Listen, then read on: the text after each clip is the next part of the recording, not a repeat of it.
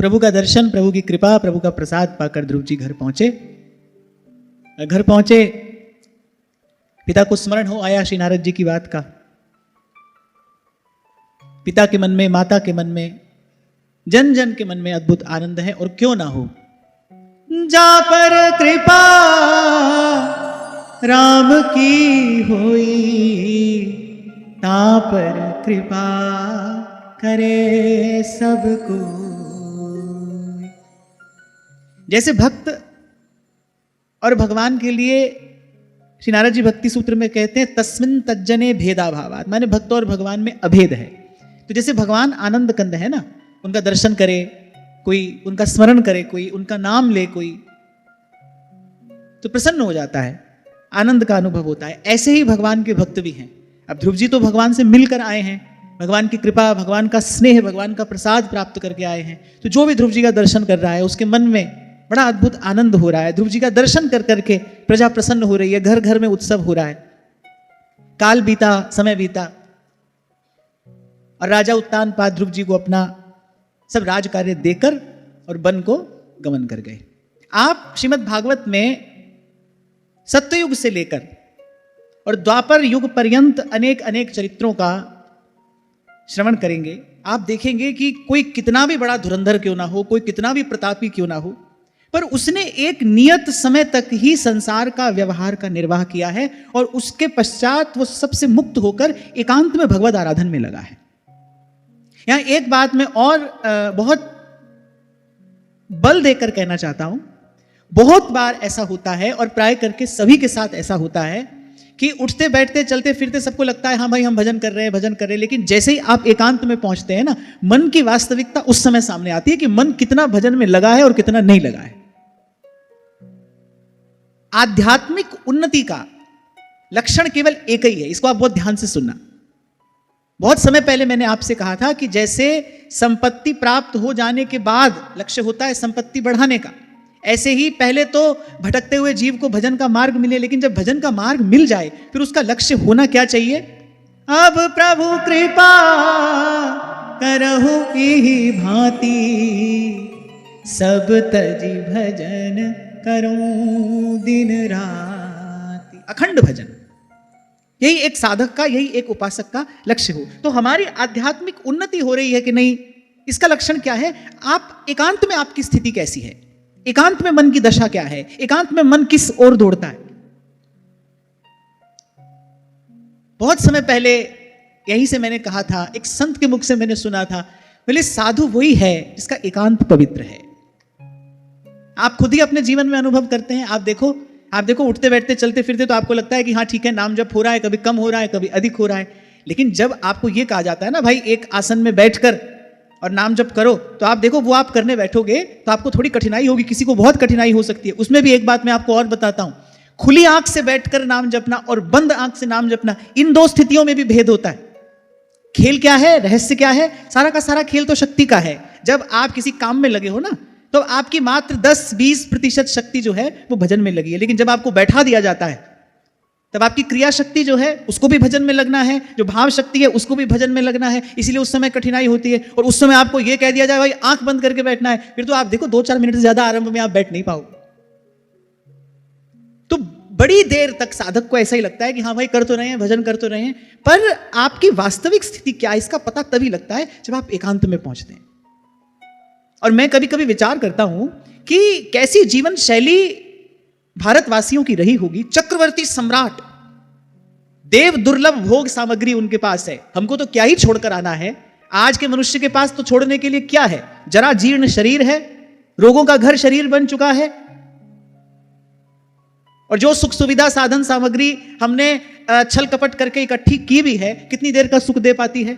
आप देखो वो चक्रवर्ती सम्राट, पूरी पृथ्वी के एक छत्र राजा, कौन सी ऐसी भोग सामग्री जो उनके पास में उपलब्ध नहीं है, और एक क्षण नहीं लगाया और छोड़कर चल दिए, और फिर कभी पीछे वापस मुड़कर नहीं देखा। ये एक दिन में, एक क्षण में छोड़ना जो है, ये एक दिन में, एक क्षण में नहीं हो पाता है। इसके लिए जीवन भर तैयारी की जाती है। बहुत ध्यान से सुनना, जिसकी युवावस्था शुद्ध रहेगी उसी की वृद्धावस्था सिद्ध होगी। वृद्धावस्था की सिद्धि क्या है? वृद्धावस्था की सिद्धि यही है भाई कि जब शरीर भी व्यवहार से निवृत्त हो गया, मन भी सब ओर से सिमट जाए, और फिर से अब प्रभु कृपा करहु एहि भांति, सब तजी भजन करऊं दिन रात। जब जब ऐसा कोई प्रसंग आता है ना, तो मैं विचार करता हूं कि भाई देखो, ये बड़े बड़े राजा, बड़े बड़े सम्राट, और एक क्षण नहीं लगाया और अपना सब कुछ छोड़कर चल दिए, कभी वापस पीछे मुड़कर नहीं देखा। अच्छा, ऐसा नहीं जैसे आप हम आते हैं, हम तो आए वृंदावन, आ गए, चलो आ गए, अब क्या है, दिन भर फोन पर बात हो रही है, घर से, घर वालों से संपर्क टूटा थोड़ी है, कभी वो आ जाते हैं, कभी आप पहुंच जाते हैं, नहीं तो फोन पर तो बराबर बात होती रहती है, अचार लेते आना, मिठाई लेते आना, यहां से ये लेते जाना, यहां तो ये सब चलता रहता है। आप देखो, वो लोग जब जाते हैं तो पता नहीं है वो कहां गए हैं। इसको कहते हैं संसार से संबंध विच्छेद कर लेना। लेकिन ये जो संसार से संबंध विच्छेद हो रहा है ना, इसके लिए भाई जीवन भर का अभ्यास किया है किसी ने, उसने जीवन भर अपने जीवन को साधा है, पवित्र जीवन जिया है, सदाचार युक्त जीवन जिया है, तब वृद्धावस्था इस प्रकार की सिद्धि प्राप्त करने योग्य हुई। और मुझे लगता है कि ऐसे थोड़ी थोड़ी परीक्षा प्रत्येक साधक को अपनी करते रहना चाहिए। जैसे एक कक्षा से दूसरी कक्षा में आप पहुंचते हैं, तो वर्ष में जो एनुअल एग्जामिनेशन होता है वो तो एक ही बार होता है, वार्षिक परीक्षा तो एक ही बार होती है, लेकिन फिर भी देखो छोटे छोटे टेस्ट तो क्लास में होते रहते हैं ना। ऐसे साधक को थोड़ी थोड़ी परीक्षा अपनी करते रहना चाहिए। इसीलिए हमारे यहाँ ये बड़ी सुंदर व्यवस्था थी कि वर्ष में कुछ दिन, वर्ष में कुछ काल किसी तीर्थ में जाकर रहे, एकांत में जाकर रहे। ऐसा तो नहीं कि कहीं गृहस्थ ने, व्यवहार ने हमको इतना बांध लिया है कि अब एक पग भी वहां से बढ़ाना दूभर हो गया है, लगभग असंभव हो गया है, ऐसा ना हो जाए। इसीलिए मैं आपको कहा करता हूं कि वैसे तो शास्त्र कहता है कि अपना दशांश शुभ कार्य में लगाना चाहिए, और हमको आपके धन से प्रयोजन नहीं है भाई, लेकिन जो आपका समय है ना, यही आपका वास्तविक धन है, यही आपकी वास्तविक संपत्ति है। तो प्रयास किया करो कि एक महीना में 3 दिन तो यहां पर आकर रहो, और उस प्रकार से रहो जिस प्रकार से वृंदावन वास किया जाना चाहिए, उस प्रकार से यहां पर आकर रहिए। क्योंकि ऐसा में देखने में आता है ना, दिन भर लगे हैं, वही वृत्ति है, वही मन की दौड़ है।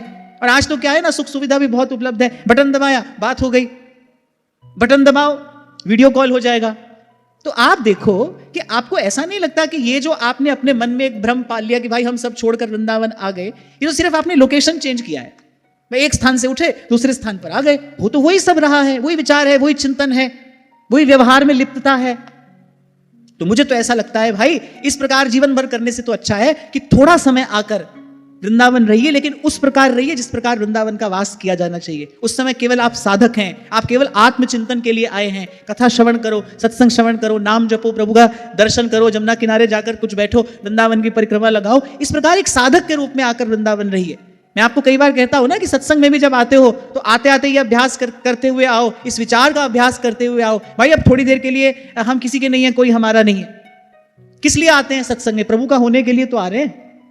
सत्संग का और प्रयोजन क्या है? किसके लिए होता है सत्संग? भाई हमारा मन शुद्ध हो जाए, अंतःकरण निर्मल हो जाए, प्रभु के निकट पहुंचे, प्रभु का सानिध्य मिले, प्रभु के हो जाए हम, इसीलिए तो सत्संग है। और सबसे बड़ा अंधकार जीवन का क्या है? भ्रम है। तो कुछ नहीं पास में, लेकिन लगता है सब कुछ है। जानते तो कुछ नहीं, लेकिन ऐसा लगता है सब जानते हैं। मिला तो कुछ नहीं, लेकिन ऐसा लगता है जैसे कुछ प्राप्त हो गया है। बस केवल एक मकान छोड़कर दूसरे मकान में आकर रह गए, कहा कि हम तो सब छोड़कर वृंदावन आ गए। देखो छूटा कि नहीं छूटा? रहो, एकांत में रहो। एकांत कसौटी है। हमारे यहां रसिकों ने कहा, भजन एकांत जिन मन समानी। नारद जी भक्ति सूत्र में कहते हैं, यानी ऐसे तो भाई भगवान के सब भक्त स्तुत्य हैं, सभी भक्त वंदनीय हैं, पर भक्ता एकांतिनो मुख्या। लेकिन जो एकांतिक भक्त है भगवान के, अर्थात जिनका अंतःकरण वस्तुतः शुद्ध हो गया है, जिनके चित्त की वृत्ति अब सहज ही बिना प्रयास बस प्रभु की ओर ही प्रवाहित है। और फिर हम जिस रास्ते चल रहे हैं भाई, वहां तो सेवक जी महाराज कहते हैं कसौटी ही यही है। जैसे सोना कसा जाता है, कैसे कसौटी के पत्थर पर घसकर पता चलता है ना सोना है कि नहीं। कहीं सोने जैसा दिखने वाला तो कुछ नहीं है। अच्छा देखो कितनी विचित्र बात है, सोना और सोने जैसी दिखने वाली एक वस्तु, उनके मोल में बड़ा भारी भेद होता है, थोड़ा भी नहीं, बड़ा भारी भेद। तो हम जिस मार्ग पर चल रहे हैं ना, ये जो नित्य विहार रस है, ये जो निभृत निकुंज की उपासना है, इसके लिए तो सेवक जी महाराज कहते हैं, श्री हरिवंश नाम रस झिले। आगे जोर से बोलो, क्यों सो है लोगन में मिले। यानी इस नाम का, ये जो हरिवंश नाम का रस है, ये आपको मिला कि नहीं, इसकी कसौटी क्या है, इसका लक्षण क्या है, कैसे पता चले कि जो नाम दिन रात जप रहे हैं, रट रहे हैं, गा रहे हैं, इस नाम का रस हमको मिला कि नहीं, बोले इसका लक्षण क्या है, श्री हरिवंश नाम रस झिले, अरे क्यों सो है लोग अन में मिले। बोले व्यवहार सुहाता नहीं, करना भी पड़े तो बड़ी विवशता से व्यवहार करते हैं, सुहाता नहीं। देखो जीव आया है संसार में किस लिए, प्रभु से मिलने के लिए आया है। अच्छा हम देखो सबसे मिले, एक प्रभु से नहीं मिले, प्रभु ही नहीं मिले, बाकी तो यहां सब मिला है भाई। और वहां कबीर कहते हैं सतगुरु मिला तो सब मिला, फिर एक मिला तो सब मिला, नहीं तो मिला न को मात पिता सुत बांधवा, ये तो घर घर हो। आए तो प्रभु से मिलने हैं और प्रभु को छोड़कर बाकी सब मिला है। लेकिन आपको मैंने कहा था कि जिसको आप और मैं मिलना कहते हैं ना, वो मिलना नहीं, वो तो टकराना है। जब नदी नाव संजोग है, थोड़ी देर के लिए कोई किसी से टकराया है, फिर वो जीव अपने रास्ते जाएगा और दूसरा अपने रास्ते जाएगा। मिलते तो प्रभु ही हैं, मिल सकते ही प्रभु हैं। जीव से केवल प्रभु ही मिल सकते हैं, जीव से केवल गुरु ही मिल सकता है, और कोई मिल ही नहीं सकता, बाकी तो सब टकराते हैं। और जैसे दो वस्तुएं टकराती हैं तो आवाज होती है ना, ऐसे ही आप देखो यहां आप किसी से टकराते हो, आवाज होती है। किसकी आवाज होती है? सुख दुख की आवाज होती है। यहां कोई किसी से टकराता है, थोड़ी देर के लिए सुख दुख का थोड़ा सा शोर होता है और बस सब अपने अपने रास्ते चल देते हैं।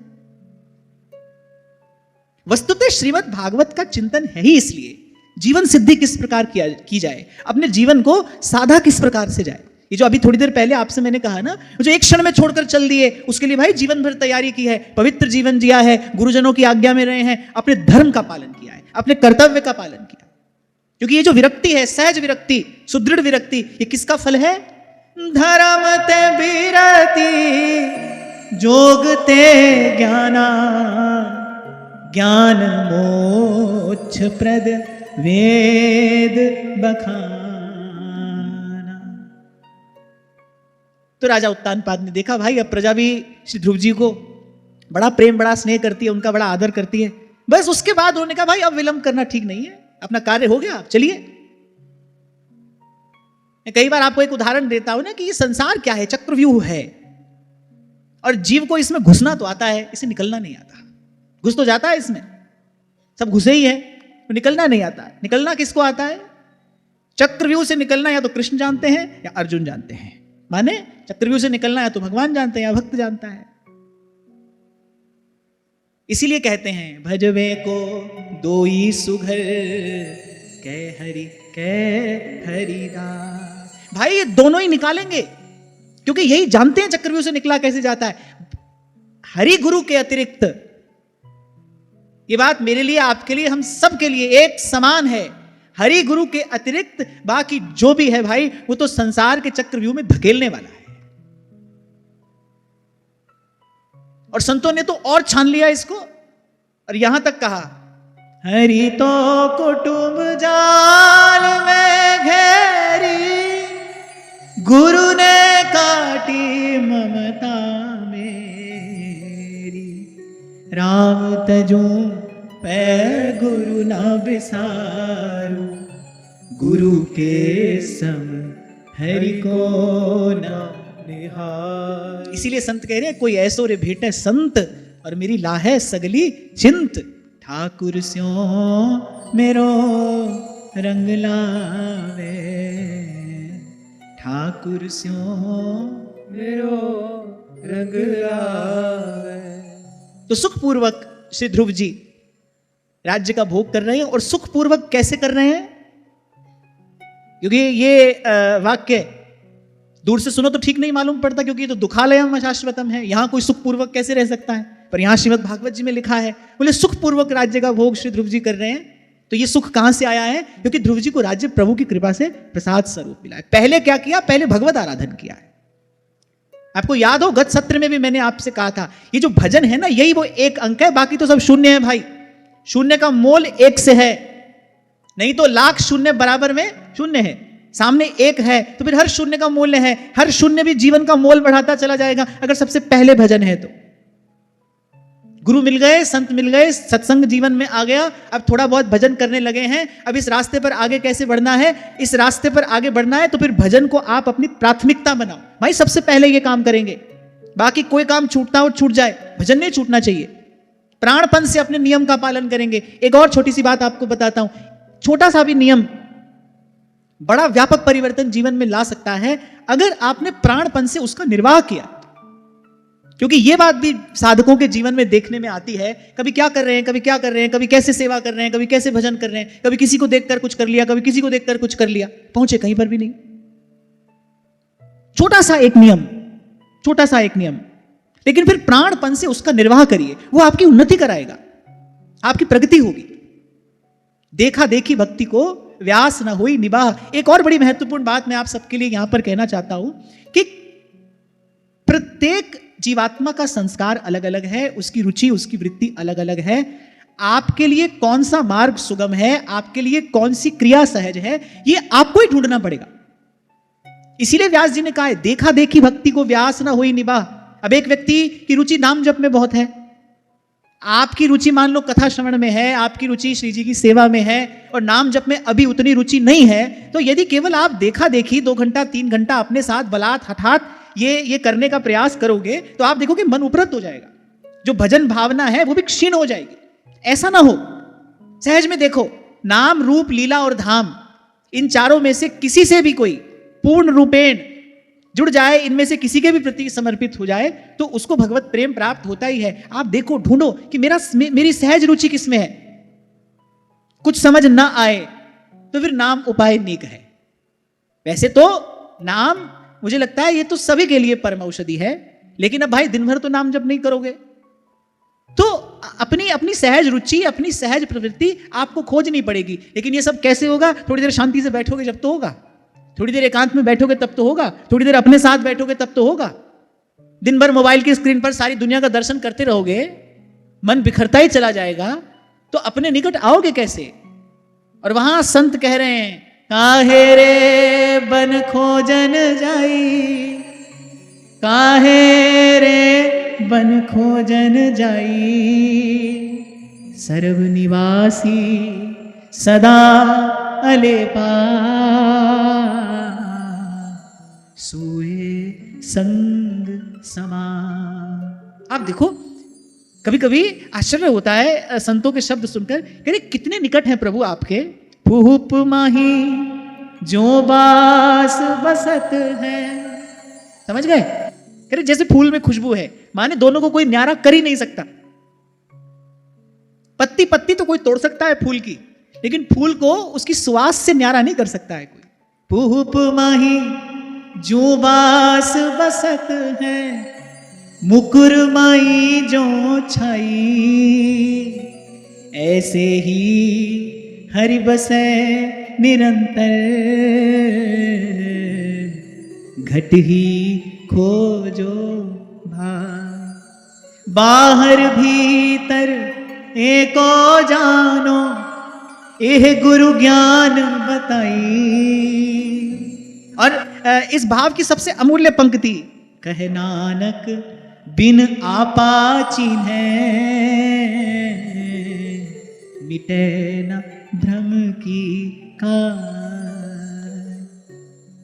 अब देखो, जैसे श्री सेवक जी महाराज नाम अनन्य है, श्री प्रबोधानंद सरस्वती पाद वो धाम अनन्य है, श्री स्वामी हरिदास जी महाराज उनकी रूप में आ सकती है, इष्ट अनन्य है, दिन भर एक ही भाव में रमे हैं। श्री हरिदास के स्वामी श्यामा कुंज विहारी, भक्तमालकार उनका यही परिचय देते हैं, जुगल नाम को नेम जपत नित कुंज विहारी। तो आपकी सहज रुचि, सहज वृत्ति कहां है, ये आपको ढूंढना पड़ेगा, आपको खोजना पड़ेगा। किसी दूसरे से पूछने से ये कार्य सिद्ध नहीं होगा। और मैंने कहा स्वयं को जानने के लिए एकांत चाहिए, स्वयं को जानने के लिए मौन चाहिए, स्वयं को जानने के लिए जीवन में थोड़ी शांति चाहिए। कभी कभी तो मैं सोचता हूं कि कैसा समय आया है जो हमको नहीं जानना चाहिए, वो हम अपने भीतर भरते ही चले जा रहे हैं, चाहते हुए भी और ना चाहते हुए भी। ऐसे ही विचार मन में आया कि मैं बैठा था, कुछ दिन पहले की बात है, तो मैं बैठा था और एकदम से कोई दौड़ता दौड़ता आया, बोले देखना, ऐसे उसने कोई वीडियो दिखाया मुझे, बोले देखना क्या चल रहा है ये। तो मैंने सोचा, मैंने कहा देखो मैं बिल्कुल देखना नहीं चाहता था और इसको देखने से मेरा कोई लाभ भी नहीं था, पर फिर भी सामने वाले व्यक्ति ने आया तो मुझे दिखा दिया। तो कभी कभी लगता है भाई कैसा समय आ गया जो नहीं जानना चाहिए, जिससे हमारा कोई लेना देना नहीं है। दुनिया के किस कोने में क्या घट रहा है भाई, हमको क्या लेना देना है। कम से कम साधक को तो इससे कोई लेना देना नहीं है। भाई श्री हनुमान प्रसाद जी पोद्दार ये बात बार बार कहा करते थे, बोले साधक को तो समाचार पत्र आदि से भी दूर ही रहना चाहिए। ये तो भाई संसार है, या तो कोई हंस रहा है, कोई रो रहा है, कोई आ रहा है, कोई जा रहा है, कोई खास बात थोड़ी है इसमें। यही होता आया है, यही होता रहेगा। कुछ लोगों को तो बड़ा व्यसन होता है, सुबह सुबह उठते ही, चलो अब तो समय बदल गया, अब तो सब कुछ आपको अपने मोबाइल पर मिल जाता है, पहले तो अखबार आता था ना, तो ऐसे कुछ लोगों को बड़ा व्यसन होता था भाई जब तक अखबार नहीं पढ़े उनको चैन नहीं मिलेगा, जब तक सारी दुनिया की वो गधा 25 अपने भेजे में डाल नहीं लो तब तक चैन नहीं पड़ेगा, व्यसन हो जाता है इसका। कहने का तात्पर्य यह है भाई प्रयास करो, करते रहो, हमारा मन सिमटा रहे। आपका अभ्यास क्या हो, क्या लेना है, कब लेना है और कितना लेना है, इस विषय में आप सदा सजग रहो, सदा सावधान रहो। ध्यान रखना सब अच्छी चीजें आपके लिए भी अच्छी हो, कोई आवश्यक बात नहीं है। सारी अच्छी बातें आपके लिए अच्छी है, कोई आवश्यक बात नहीं है। हमको सारी दुनिया की अच्छी बात जानने की भी कोई आवश्यकता नहीं है। तभी हमारे सेवक जी महाराज ने पहले ही प्रकरण में कह दिया, सूधो चले आपने धर्म। देखो व्यास जी भक्त अनन्य हैं, श्री हरिनाम व्यास जी। नाभाजी महाराज उनका परिचय यही देते हैं, भक्त इष्ट अति व्यास के। कोई भी संत वैष्णव उनके द्वार पर आ जाए वो उनका इष्ट है। पर वही व्यास जी क्या बात कहते हैं, व्यास एक ही बात गही राधा वल्लभ धाम और अनेक सुभक्त सो नाहिन मेरो काम। व्यास एक ही बात गही राधा वल्लभ धाम और अनेक सुभक्त सो, अभक्त की बात नहीं कह रहे, और अनेक सुभक्त सो नाहिन मेरो काम। ये सब बात किस लिए कही जा रही है? ये बात इसलिए नहीं कही जा रही भाई हम तो बड़े हैं बाकी सब छोटे हैं, हमको किसी से क्या लेना देना है ना।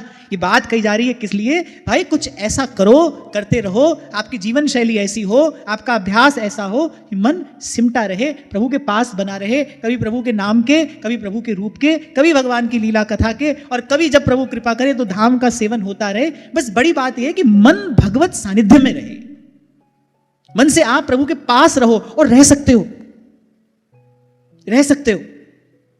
ठाकुर जी को साथ रखने के लिए डलिया में उनको लेकर दिन भर घुमाना आवश्यक नहीं है।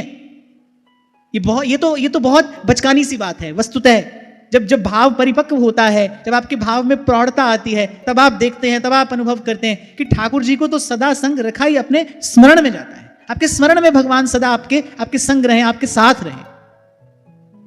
विपद विस्मरणं विष्णो संपन्न नारायण स्मृति। तभी ध्रुवदास जी कहते हैं ना, पलकन के जैसे अधिक पुत्रिन सोती प्यार, ऐसे लाडली लाल के छिन छिन चरण, ऐसे श्यामा श्याम के छिन छिन चरण संभार। अब कोई पूछे कि क्या मन सतत भगवान का स्मरण कर सकता है? क्यों नहीं कर सकता? सतत संसार का स्मरण करता है कि नहीं करता है? इसका अर्थ यह हुआ कि मन सतत किसी का स्मरण तो कर सकता है, उसमें ये योग्यता तो है, उसमें ये सामर्थ्य तो है, यहां से इतना तो जाना जा सकता है ना। तभी संत कहते हैं रब दा की पौना, करे तो पुटना थे लाना। किसको पुटना है? करे ये जो मन लगा है ना इस निरंतर इसी संसार के चिंतन में, बस मन से निरंतर भगवत चिंतन होता रहे, भगवत स्मरण होता रहे। अच्छा एक और बात आपको बताता हूं, सब करने के बाद पहुंचना यहीं पर ही है, याद बनी रहे, स्मरण बना रहे। इसीलिए शास्त्र कह रहा है विपद विस्मरणं विष्णो संपन्न नारायण स्मृति। हनुमंत विपति प्रभु सोई, जब तब सुमिरन भजन न होई। तभी आपको कभी कहा था भाई हमारे संत जिस लेंस से संसार को देखते हैं ना, उससे संसार कुछ और नजर आता है। अब आपके घर में ब्याह हो रहा है, अब भाई अनेक अतिथि आए हैं, आप भी उस उछल कूद में लगे हो, अब सेवा नहीं हो पाई, भजन भी नहीं हो पाया, थोड़ी देर के लिए तो ठाकुर जी की विस्मृति हो गई। आप कह रहे हो कि हमारे घर में उत्सव है इसलिए ठाकुर जी की विस्मृति हो गई। भाई इतने अतिथि आए थे, हम इसमें उसमें और जाने कहां कहां कैसे कैसे लगे रहे, तो नहीं हो पाया ठीक से भजन, ठीक से सेवा नहीं हो पाई। क्यों नहीं हो पाई? वो घर में उत्सव है। और संत कह रहे नहीं उत्सव नहीं, विपत्ति है। हनुमान जी कह रहे, कहे हनुमंत, कह रहे विपत्ति प्रभु सोई, और जब तब सुमिरन भजन न होई। आप पूरे मोहल्ले को मिठाई खिला रहे हो, लाला हुआ है, लाली हुई है। अब संत जब देखता है इसको, वो कह रहे देखो अनेक अनेक कामनाओं ने जन्म ले लिया है। अब जीव और इस संसार के पाश में, इस मोह पाश में बंध जाएगा और प्रभु से दूर हो जाएगा। तो भाई संत जिस कांच से इस संसार को देखता है ना, वो कुछ और है। इसीलिए आपको बार बार कहा जाता है सच्चा सुख प्राप्त करने के अधिकारी तो आप सब हैं, पर अधिकार से पहले क्या आता है? कर्तव्य। पहले कर्तव्य यह है कि किसी सच्चे संत की शरण में जाकर उससे पूछिए सच्चा सुख किसको कहते हैं। प्रथम हृदय श्रद्धा जो करे, आचार जन जाए अनुसरे, जहां जहां हरिवंश के रसिकन की सेवा जब होई, प्रीति सहित बूझऊ सब कोई। कौन धर्म हरिवंश को, कौन सुरीति, कौन आचरण, कौन सुकृत जिहि पावे शरण, क्यों हरिवंश कृपा करे। पहला कर्तव्य यह है, किसी सच्चे संत की शरण में जाकर उससे पूछो, महाराज आपने सच्चे सुख का अनुभव किया है, आप हमको बताइए सच्चा सुख किसको कहते हैं। और देखो श्री जी की कृपा है, हमको संतों की वाणी सुलभ है, संत हमको बता रहे हैं ये संसार अपार विरत है, ये संसार अपार विरत है, जम की त्रास न सहिए रे मन, गोविंद के है रे मन, गोविंद रे मन, गोविंद के है रे मन, गोविंद के है। ये संसार अपार विरत है, ये संसार अपार विरत है, जम की त्रास न सहिए रे मन, गोविंद के है रे मन, गोविंद के है। और सार की बात है भाई, यहां पहुंचने के लिए करना क्या है? कभी मन ही मन, कभी थोड़े स्वर में और कभी उच्च स्वर में। कृष्ण गोविंद गोविंद गोपाल नंदना, कृष्ण गोविंद गोविंद हे गोपाल नंदना, कृष्ण गोविंद गोविंद गोपाल नंदना, कृष्ण गोविंद गोविंद हे गोपाल नंदना, कृष्ण गोविंद गोविंद गोपाल नंदना, कृष्ण गोविंद गोविंद हे गोपाल नंदना, कृष्ण गोविंद गोविंद गोपाल नंदना, कृष्ण गोविंद गोविंद हे गोपाल नंदना, हे गोपाल नंदना, हे गोपाल नंदना, गोपाल नंदना, हे गोपाल नंदना, हे गोपाल नंदना, हे गोपाल